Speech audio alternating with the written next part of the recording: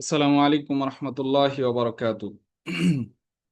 আলহামদুলিল্লাহ ওয়াসসালাতু ওয়াসসালামু আলা রাসূলিল্লাহ, আম্মা বাদ। আমাদের নিয়মিত দারসুল কোরআনে সবাইকে আন্তরিক মোবারকবাদ জানাচ্ছি, স্বাগত জানাচ্ছি। আমরা সূরা ফাতিহার আলোচনায় ছিলাম। আজকে আমরা ইহদিনাস সিরাতাল মুস্তাকিম এই আয়াত নিয়ে কিছু সংক্ষিপ্ত আলোচনা করব ইনশাআল্লাহ। আমরা গত মাজলিসে বলেছিলাম যে প্রথম তিন আয়াতে প্রথম তিন আয়াতে আল্লাহ তাআলার সানা, গুণকীর্তন, আল্লাহ তাআলার প্রশংসা, আল্লাহ তাআলার সিফাত বর্ণনা করার পরে সেখান থেকে দোয়া, আল্লাহ তাআলার কাছে কোনো কিছু চাওয়া হবে। তো এবং সানাত এবং দোয়া এর মাঝখানে একটা ওসিলা দরকার। সেই ওসিলা হিসেবে ইয়াকা নাবুদু ওয়া ইয়াকা নাস্তাঈন এই আয়াত এই আয়াতের প্রেক্ষাপট। এবং সেই গত মজলিসে আমরা ইয়াকা নাবুদু ওয়া ইয়াকা নাস্তাঈন এই আয়াত নিয়ে আলোচনা করেছি। তো আজকে আমাদের আলোচনা হবে ইহদিনাস সিরাতাল মুস্তাকিম এই আয়াত নিয়ে। এই আয়াতে এই আয়াতে আমরা এই এই আয়াত দ্বারা আল্লাহ তাআলার কাছে একটা বিষয় চাওয়া হচ্ছে, মানে এটা দোয়া। তো প্রথমে আমরা শব্দগুলো নিয়ে আলোচনা করব। প্রথমে আসি ইহদিনা শব্দটা। ইহদিনা এটা ফেল। তো এটা আল হিদায়াত বা আল হুদা, আল হিদায়া বা হুদা মাসদার থেকে আহ উদ্গত। ইহদি ফেলে আমরের সিগা। তো আল হিদায়া শব্দটা কোরআনে বিভিন্ন জায়গায় ব্যবহার হয়েছে। মানে আল হিদায়া থেকে যেই ফেল আসে, হিদায়া এবং তার মুশতাক্কাত কোরআনে বিভিন্ন জায়গায় ব্যবহার হয়েছে। আমরা যদি দেখি যে কোরআনে আল হিদায়া শব্দটা দুই ধরনের অর্থে ব্যবহার হয়েছে। একটা অর্থ হচ্ছে আল ইরশাদ ওয়াল বায়ান। এই অর্থে আল ইরশাদ ওয়াল বায়ান মানে পথ দেখানো বা স্পষ্ট করা, বর্ণনা করা, এই অর্থে। এবং এই অর্থটা কখন হয়েছে? যখন হিদায়াতকে কোনো মাখলুকের দিকে ইসনাদ করা হয়েছে। হিদায়াত শব্দটাকে যখন কোনো মাখলুকের দিকে ইসনাদ করা হয়েছে, যেমন সূরা আম্বিয়াতে আল্লাহ তাআলা বলেন ওয়াজআলনাহুম আইম্মাতান ইয়াহদুনা বিআমরিনা, ওয়াজআলনাহুম আইম্মাতান ইয়াহদুনা বিআমরিনা। তো এখানে আমরা দেখতেছি যে হেদায়েতের ইসনাদটা হচ্ছে আইম্মা বলতে এখানে রসুল, আম্বিয়া। তো তারা মাখলুক, সেই মাখলুক বলে আম ভাবে বোঝানো হচ্ছে আর কি। তো রসুল, আম্বিয়া এর দিকে যখন ইসনাদ করা হচ্ছে হেদায়েতের, তখন কিন্তু হেদায়েতের অর্থ হচ্ছে ইরশাদ বা বায়ান। মানে আল্লাহ তাআলা হেদায়েতটাকে জারি করতেছেন কাদের হাতে? আম্বিয়া এবং রসুল এবং উলামা, তাদের হাতে। অর্থাৎ তারা কি করেন? তারা হচ্ছে আল্লাহ তাআলার শরীয়তকে বা আল্লাহ তাআলার পথকে তারা মানুষের কাছে স্পষ্ট করেন, বর্ণনা করেন, মানুষকে পথ দেখান। তো সেই অর্থে যখন হেদায়াতটা কোনো মাখলুকের দিকে ইসনাদ হয়, মাখলুক বলতে রসুল, আম্বিয়া, উলামা, তাদের দিকে যখন, তখন সেটা মান আল ইরশাদ ওয়াল বায়ান, ইরশাদ এবং বায়ান অর্থে আসতেছে। আচ্ছা, দ্বিতীয় আরেকটা অর্থ হেদায়েতের যেটা, সেটা হচ্ছে মান আত তাওফিক ওয়াল ইআনা মাল ইরশাদ ওয়াল বায়ান। মাত তাওফিক মানে মান আত তাওফিক ওয়াল ইআনা মাল ইরশাদ ওয়াল বায়ান। অর্থাৎ এখানে হেদায়েতের আরেকটা অর্থ হচ্ছে তাওফিক, ইআনা মানে সাহায্য করা, তাওফিক সামর্থ্য দেওয়া, ইরশাদ এবং বায়ানের সাথে সাথে। মানে পথ দেখাবে সেটা কি সামর্থ্যের সাথে, এবং বর্ণনাটা যে হবে সেটা কি তাওফিকের সাথে, ইয়ানার সাথে। এবং এই অর্থটা কখন? যখন হেদায়াতকে আল্লাহ তাআলার দিকে মানে ইসনাদ করা হচ্ছে, সম্পৃক্ত যখন আল্লাহ তাআলার সাথে হচ্ছে। যেমন এই যে ইহদিনাস সিরাতাল মুস্তাকিম। তো আসলে মানে হেদায়েতের দুইটা ধরন,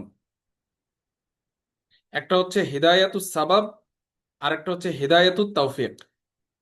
তো হেদায়াতুস সাবাব এটা হচ্ছে প্রথম যে অর্থটা আমরা বললাম, যে যখন নবী বা রসুলের দিকে, রসুলদের দিকে আহ ইসনাদ করা হয় হেদায়েতকে।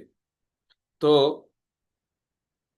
আল্লাহ তাআলা সমস্ত মানুষকে হেদায়েত করেছেন, এই প্রথম যে অর্থটা সেটা, সেটা কাদের মাধ্যমে?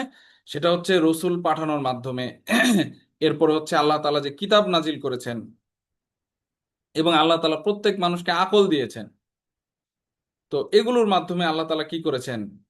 হেদায়াত করেছেন প্রথম। এটা হচ্ছে হেদায়াতুস সাবাব। আর যে এই হেদায়াতুস সাবাব এটাকে যে গ্রহণ করেছে, আল্লাহ তাআলা তাকে হেদায়াতুত তাওফিকের মানে যেই রিজিক, সেই রিজিক আল্লাহ তাআলা দান করেন, হেদায়াতুত তাওফিক। তো হেদায়াতুত তাওফিক পাইতে হইলে হেদায়াতুস সাবাব আগে গ্রহণ করতে হবে, যেটা হচ্ছে নবী রাসূলদের দাওয়াত। আর আরেকটা বিষয় হচ্ছে হেদায়াতুত তাওফিকের মালিক একমাত্র আল্লাহ তাআলা। হেদায়াতুত তাওফিকের মালিক একমাত্র আল্লাহ তাআলা। এই কারণেই, এই অর্থেই আল্লাহ তাআলা রাসূল সাল্লাল্লাহু আলাইহি ওয়াসাল্লামকে সম্বোধন করে কোরআনে বলেছেন যে ইন্নাকা লা তাহদি মান আহবাবতা, যে আপনি চাইলেই কি করতে পারবেন না, আপনি যাকে পছন্দ করেন তাকে হেদায়েত দিতে পারবেন না। সেটা কোন হেদায়েত? হেদায়েতুত তাওফিক। তো হেদায়েতুস সাবাব তো মানে নবী রাসূলগণ করেছেন। আল্লাহ রসুল সাল্লাল্লাহু আলাইহি ওয়াসাল্লাম সবার কাছে দাওয়াত নিয়ে গেছেন, মানে কি সবাইকে বর্ণনা করেছেন, স্পষ্ট করেছেন, সবাইকে পথ দেখিয়েছেন। এখন যে হেদায়েতুস সাবাব গ্রহণ করে নাই তার জন্য হেদায়েতুত তাওফিক এটা হবে না, কারণ হেদায়েতুত তাওফিক একমাত্র এটার মালিক হচ্ছেন আল্লাহ তাআলা, হেদায়েতুত তাওফিকের। তো আমাদের এখানে ইহদিনাস সিরাতাল মুস্তাকিম আপনারা আশা করি বুঝে ফেলেছেন যে এখানে হেদায়েতের কোন অর্থ। এখানে হেদায়েতের দ্বিতীয় অর্থ যেটা, কারণ এখানে ইসনাদটা করা হচ্ছে কার কার দিকে? আল্লাহ তাআলার দিকে। হেদায়েতের ইসনাদটা কার দিকে? কারণ ইহদি, আপনি হেদায়েত করেন, আপনি কে এখানে? আল্লাহ তাআলা। তার মানে হেদায়েতের ইসনাদটা কার সাথে হচ্ছে? মানে সম্পৃক্ত আমি কার সাথে করতেছি? আল্লাহ তাআলার সাথে। সুতরাং এখানে হেদায়েত মানে কি? হিদায়াতুত তাওফিক।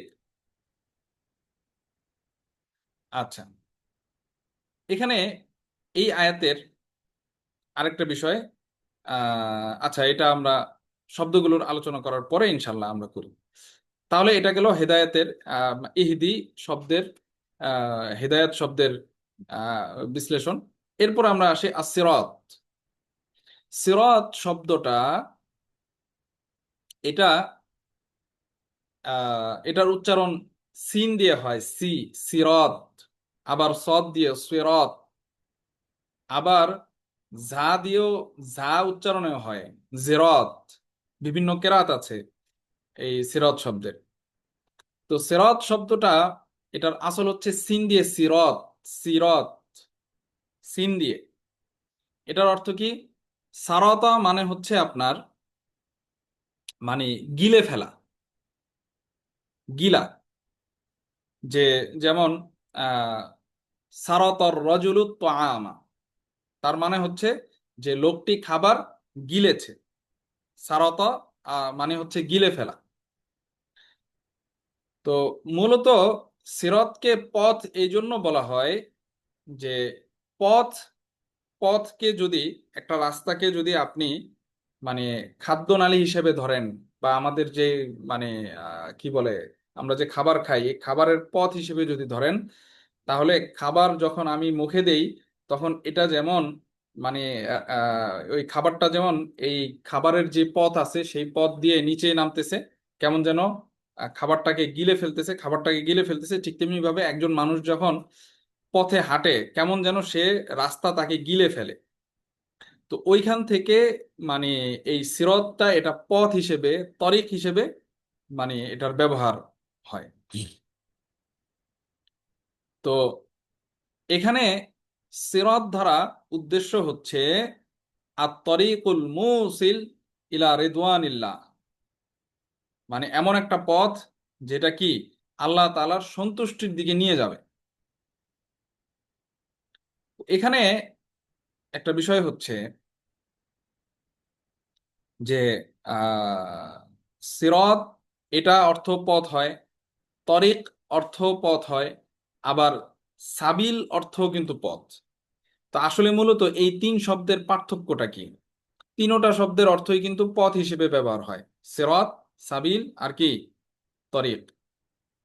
তা আমরা এগুলো যদি আমরা ভাষাতে দেখি, তাহলে আমরা দেখব যে সাবিল শব্দটা মূলত এমন পথকে বোঝায় যেই পথটা হচ্ছে সহজ।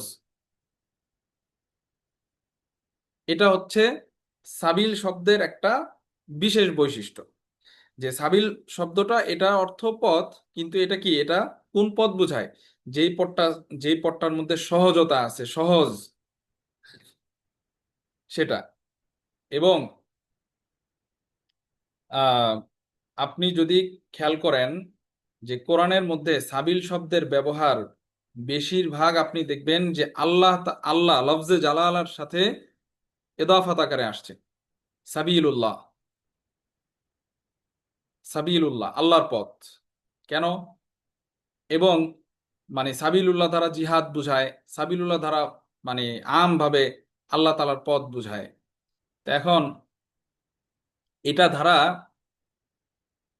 একটা জিনিস উদ্দেশ্য, সেটা হচ্ছে যে আল্লাহ তাআলার পথ যেটা, সেটা আসলে দেখতে যদিও কঠিন হয়, যেমন সাবিলুল্লাহ দ্বারা যদি জিহাদ উদ্দেশ্য হয়, সাবিলুল্লাহ দ্বারা জিহাদ উদ্দেশ্য হয়, জিহাদ তো আসলে কঠিন একটা বিষয়, মানে কষ্টের বিষয়। সেখানে মানে আহ, আমি আমার জীবনকে দিয়ে দিচ্ছি, সেই পথে চলা তো আসলে সহজ হওয়ার কথা না। তো সেখানে আসলে সাবিল শব্দের ব্যবহারটা কেন হচ্ছে, মানে আল্লাহ তাআলার সাথে সাবিল শব্দের এদাফাতটা আসলে কেন হচ্ছে? কারণ মানে আল্লাহর পথ যেটা, সেটা তো আসলে যদি আমি জিহাদের পথে হাঁটি বা আল্লাহর পথে যদি হাঁটি, আমি তো দেখতেছি যে দুনিয়াতে মানে দুনিয়া আমার জন্য কঠিন হয়ে যাচ্ছে। তো তাহলে সেখানে আসলে সাবিল শব্দটার ব্যবহার কেন? এটা বোঝানো উদ্দেশ্য যে মানে আল্লাহ তাআলার দিকে যেহেতু মানে এটার নিসবতটা হয়েছে, সুতরাং এই পথটা সহজ যদিও দেখতে কঠিন মনে হয়, কারণ এটার মাধ্যমেই কি সহজে আল্লাহ তাআলার যেই রেদা, সেই রেদা হাসিল হবে। তো যাই হোক, মানে সাবিল শব্দের এটা একটা বিশেষ বৈশিষ্ট্য যে সাবিল অর্থ হচ্ছে মানে সহজ পথ বুঝায়। এরপরে যদি আমরা তরিক শব্দের দিকে আসি, তরিক শব্দটা এটা এটা আম একটা শব্দ। আম একটা শব্দ বলতে তরিক এটা ভালো পথও হইতে পারে, আবার খারাপ পথও বুঝাইতে পারে। মানে তরিক শব্দটা ভালো পথের দিকে দিশা, সেখানেও তরিক ব্যবহার হইতে পারে, খারাপ পথের দিকে দিশা, সেটাও কি ওইখানেও তরিক ব্যবহার হইতে পারে। তো সেই অর্থে তরিক শব্দটা হচ্ছে কি ব্যাপক। এখন যদি আসি আমরা সিরত শব্দের দিকে, তাহলে আমরা দেখব যে সিরত শব্দটা কোরআনের মধ্যে যে ব্যবহার, কোরআনের মধ্যে প্রায় সব জায়গায় সিরত শব্দটা মানে হয়তোবা মুস্তাকিম শব্দের সাথে এসেছে, অথবা আসিরত আসাউি, আসাউি শব্দের সাথে এসেছে। মানে খুব কম সিরত শব্দটা মানে একা এসেছে, মানে মানে সিফত ছাড়া এসেছে, এরকম খুব কম পাওয়া যাবে। সূরা আরাফে এক জায়গায় একটাতে এক আয়াতের মধ্যে আছে যে সেখানে শুধু সিরত শব্দ আসছে, যেখানে মুস্তাকিম বা সাবি এই শব্দ আসেনি। তো এই ব্যবহার দেখে আমরা সিরত শব্দের এই জিনিসটার একটা অর্থ আসলে বুঝে আসে, বা এটা আমাদেরকে ইশারা করে যে সিরাত মানে হচ্ছে তরিকুল হক, সঠিক পথ, সঠিক পথ, সঠিক পথ। এই অর্থটা বা এই অর্থ মানে এই বিষয়টা বোঝা যায় হচ্ছে সিরত দ্বারা। কারণ সিরত শব্দটা সবসময় মুস্তাকিম অথবা আসাবি, এই মানে সিফাতের সাথে ব্যবহার হয়েছে। তো এই দিক থেকে আমরা আহ, যেটা বুঝতে পারি যে সিরত শব্দটার সাথে সাবিল এবং তরিক এর মাঝে কি আছে, কিছু পার্থক্য আছে।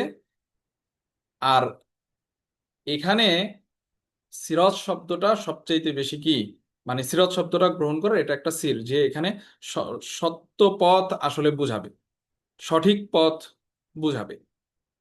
যে আমি আল্লাহ তাআলার কাছে কি চাচ্ছি, আপনার কাছে আমি কি চাচ্ছি, আপনার কাছে কিসের হেদায়েত চাচ্ছি, যে সঠিক পথের আমি আপনার কাছে হেদায়েত চাচ্ছি।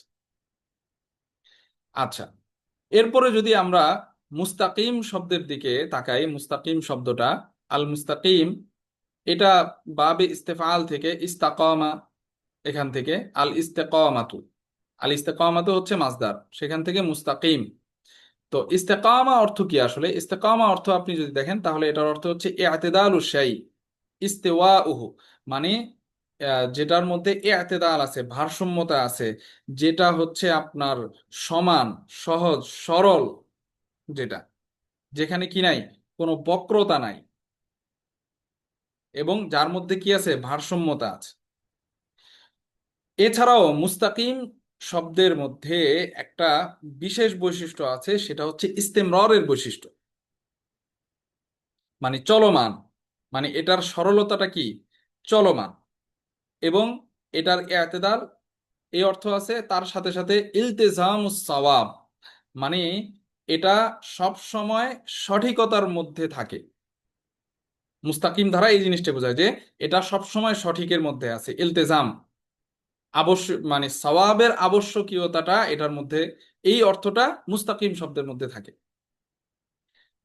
তাহলে আমরা আশা করি বুঝতে পারতেছি যে এখানে মানে সিরতের সাথে মুস্তাকিম, সিরত শব্দের আহ, আহ, কি বলে এটা, সিরটা, এবং মুস্তাকিম শব্দের সির, যে এখানে আসলে কি। তো তাহলে আসিরাত আল মুস্তাকিম অর্থ কি, আমরা স্বাভাবিকভাবে বাংলায় অর্থ করি যে সরল সঠিক পথ। তো ওই যে সরল সঠিক পথ, এটা আসলে কিভাবে নিচ্ছি, ওই যে সিরাত শব্দের, সিরাত শব্দটা বুঝাই হচ্ছে সঠিক পথ, এটা শুধু পথ না, এটা হচ্ছে সঠিক পথ। আবার মুস্তাকিম, এটা মানে কি, এটা মানে হচ্ছে, মানে যার মধ্যে কোনো বক্রতা নাই, এবং যেটা কি ভারসাম্যপূর্ণ, মানে আমি আল্লাহ তাআলার কাছে হেদায়েত চাচ্ছি এমন এক পথের, যেই পথটা হবে সঠিক, যেই পথটা হবে সরল, এবং যেই পথটা হবে ভারসাম্যপূর্ণ, এবং যেই পথটা, যেই পথের ভারসাম্যতা, তার সরলতা, তার সঠিকতাটা, এটা কি ইস্তেমরারের সাথে থাকবে, এবং এটার সঠিকতাটা আবশ্যকীয়ভাবে থাকবে, ইলতিজামুস সাওয়াব থাকবে। আশা করি বুঝতে, আমরা বুঝাতে পেরেছি। এখন আসি আমরা ইহদিনাস সিরাতাল মুস্তাকিম এর, যদি আমরা তারকিবে যাই, আশা করি তারকিব সবার কাছে স্পষ্ট। সেটা হচ্ছে ইহদি, এটা হচ্ছে ফেল আমর, তার ফাইল হচ্ছে দমির আনতা, না, না, এটা হচ্ছে কি দমিরে মানসুব, যেটা মাফুলের জায়গায় এসেছে, এটা হচ্ছে মাফুলে আউয়াল। আর as-সিরাতাল মুস্তাকিম, সিরাত মাউসুফ, আর আল মুস্তাকিম হচ্ছে সিফাত, মাউসুফ সিফাত মিলে এটা হচ্ছে কি মাফুলে সানি, মাফুলে বিহি সানি। তাহলে মাফুলে আউয়াল, মাফুলে বিহি সানি, ফেল ফাইল জুমলায় ফেলিয়া হয়ে এখান থেকে কিন্তু তৃতীয় তৃতীয় জুমলাটা শুরু হচ্ছে, এখান থেকে ইহদিনাস সিরাতাল মুস্তাকিম, এখান থেকে তৃতীয় জুমলা শুরু হচ্ছে। তাহলে প্রথম তিন আয়াত মিলে একটা জুমলা বা একটা কালাম, এরপরে ইয়াকা নাবুদু ওয়া ইয়াকা নাস্তাইন একটা কালাম, ইহদিনাস সিরাতাল মুস্তাকিম এখান থেকে আরেকটা কালাম শুরু হচ্ছে, তৃতীয় কথা। এবং যদি আমরা দেখি যে ইহদিনাস সিরাতাল মুস্তাকিমের সাথে আগের আলোচনার আসলে কি সম্পর্ক, এটা আশা করি স্পষ্ট আমাদের কাছে। দেখেন, এর আগের আয়াতে আমরা আল্লাহ তাআলাকে কি বলেছি, যে ইয়াকা নাবুদু ওয়া ইয়াকা নাস্তাইন, যে আমরা আপনার ইবাদত করি এবং কি আপনার কাছেই সাহায্য চাই। তো কেমন যেন আল্লাহ তাআলা বলতেছেন যে কাইফা উঈনুকুম, কেমন যেন আল্লাহ তাআলা বলতেছেন যে আচ্ছা, কিভাবে কিভাবে সাহায্যটা কিভাবে করব? আমি মানে আল্লাহ তাআলার কাছে বলছি যে আমি আপনি ছাড়া সাহায্য করার কেউ নাই। ঠিক আছে, তো এখন সাহায্যটা কি সাহায্য করব? আল্লাহ তাআলা কেমন যেন জিজ্ঞাসা করতেছেন। তখন এই দোয়া বা এই তলব, এই সাহায্যটা আল্লাহ তাআলার কাছে চাওয়া হচ্ছে যে ইহদিনাস সিরাতাল মুস্তাকিম, যে হ্যাঁ আল্লাহ আপনি কি করেন, সরল সঠিক এমন পথ, যেই পথ কি, যার মধ্যে কোনো বক্রতা নাই, এবং যেই পথের সরলতা সঠিকতা তার সওয়াব এটা আবশ্যকীয়তার সাথে থাকবে, ইস্তেমররের সাথে থাকবে, এবং সেটা ভারসাম্যপূর্ণ হবে, এরকম এক পথের দিশা কি আপনি আমাকে দেন। এখানে আরেকটা বিষয় আসে, সেটা হচ্ছে যে মানে আহ আমি যখন আল্লাহ তাআলাকে আল্লাহ তাআলাকে এই জিনিস, আল্লাহ তাআলার ব্যাপারে এই জিনিসটা স্বীকার করে নিচ্ছি, এবং এটা আমি ঘোষণা দিচ্ছি যে আল্লাহ আপনি ছাড়া ইবাদতের কেউ নাই, আপনি ছাড়া সাহায্য চাওয়ার মতো আপনি ছাড়া কেউ নাই, তাহলে আসলে এখানে তো আমার যে ইমান, ইমানের কামালতটা তো আসলে মানে এই আয়াতের মাধ্যমে সাব্যস্ত হয়ে যাচ্ছে। এবং তার আগের 3 আয়াতে আমি আল্লাহ তাআলার প্রশংসা করছি যে আল্লাহ আপনি, আপনি রব, আপনি রহমান, আপনি রহিম, ঠিক আছে, আপনি বিচার দিবসের মালিক। আমার এই যে স্বীকৃতি, আমার এই যে কথা, এগুলোর দ্বারাও তো ইমানের যেই কামালা, সেই কামালা আসলে মানে প্রকাশ হচ্ছে। তাহলে এখানে আবার নতুন করে আল্লাহ তাআলার কাছে সঠিক পথের সন্ধান চাওয়া বা হেদায়েত চাওয়ার আসলে মানে কি? তো আসলে বলা হয় যে এখানে হেদায়েত চাওয়ার মানে হচ্ছে যে ওই যে আমি যেই জিনিসগুলোর প্রতি আগে স্বীকৃতি দিয়ে আসছি, আমি যে স্বীকৃতি দিয়ে আসলাম, ওইগুলোর উপরে যেন আল্লাহ তাআলা আমাকে দায়েম কায়েম রাখেন, মানে ইস্তেকামাত যেন আমার থাকে। আমি যেই জিনিসগুলোর প্রতি মানে স্বীকৃতি দিয়ে দিয়ে আসলাম, ঘোষণা যে দিয়ে আসলাম যে আল্লাহ আপনার ইবাদত করব, আপনার কাছে সাহায্য চাবো, এবং আপনার আপনার এই যে সিফাত, আপনি মালিক, আপনি রব, আপনি রহমান, আপনি রহিম, আমি এগুলো স্বীকার করি, আমি এগুলো মানি। এখন আপনি কি করেন, আমাকে এই সরল সঠিক ভারসাম্যপূর্ণ পথের উপরে দায়েম কায়েম রাখেন। আমি আল্লাহ তাআলার কাছে এই তলবটা করতেছি। তার মানে আমার ইমান, ইমানের কামালত হয়েছে, কিন্তু আমি ইমানের কামালতের উপরে কি আপনার কাছে দায়েম কায়েমের, ইস্তেমরারের, ইস্তেকামাতের মানে প্রার্থনা করছি, আপনার কাছে ইস্তেকামাতের দোয়া করছি। এটা হচ্ছে ইহদিনাস সিরাতাল মুস্তাকিমের মানে আহ আমরা বলতে পারি আল্লাহু আলাম, এটা হচ্ছে কি উদ্দেশ্য, বা এটা হচ্ছে আল্লাহ তাআলা বুঝাতে চাচ্ছেন, বা আমাকে আমাদেরকে বুঝাচ্ছেন। তো আমরা সূরা ফাতিহার একদম শেষ দিকে চলে আসছি, আমাদের আর একটা আয়াত আছে, সেটা হচ্ছে সিরাতাল্লাযীনা আনআমতা আলাইহিম গায়রিল মাগদুবি আলাইহিম ওয়ালাদ-দাল্লিন, একসাথে ওইটা 2 আয়াত। ওই 2 আয়াত ইনশাল্লাহ আমরা একসাথে আগামী ক্লাসে সূরা ফাতিহার আলোচনা শেষ করব, আল্লাহ চায় তো। তো সবাইকে আন্তরিক শুভেচ্ছা, মোবারকবাদ এবং শুক্রিয়া জানাচ্ছি যারা আমাদের সাথে নিয়মিত আমাদের এই দারসুল কোরআনে শরীক হচ্ছেন। আশা রাখি আপনারা প্রতিদিন অল্প অল্প করে হলেও কিছু বিষয় যা কোরআন সম্পর্কে, কোরআনের বিভিন্ন আয়াতের বিভিন্ন শব্দ সম্পর্কে জানতে পাচ্ছেন। তো আমরা আপনাদের কাছে দোয়া দোয়া কামনা করি, সবাই দোয়া করবেন। আর কারো যে কোনো ধরনের পরামর্শ, পর্যালোচনা বা কোনো মতামত পরামর্শ যদি থাকে তাহলে সেটা আমাদেরকে জানাতে পারবেন, কোনো সমস্যা নেই। আমাদের যে গ্রুপ আছে দারসুল কোরআনের জন্য, সেই গ্রুপে আপনারা আপনাদের মতামত দিতে পারেন, বা আমাদের লাইভের যে কমেন্ট সেকশন আছে সেখানেও চাইলে আপনারা নিজেদের অভিব্যক্তি বা মতামত বা কোনো যদি পর্যালোচনা থাকে তাহলে সেটাও ইনশাল্লাহ করতে পারবেন। ওমা তৌফিকি ইল্লা বিল্লাহ। আসসালামু আলাইকুম ওয়া রাহমাতুল্লাহি ওয়া বারাকাতুহু।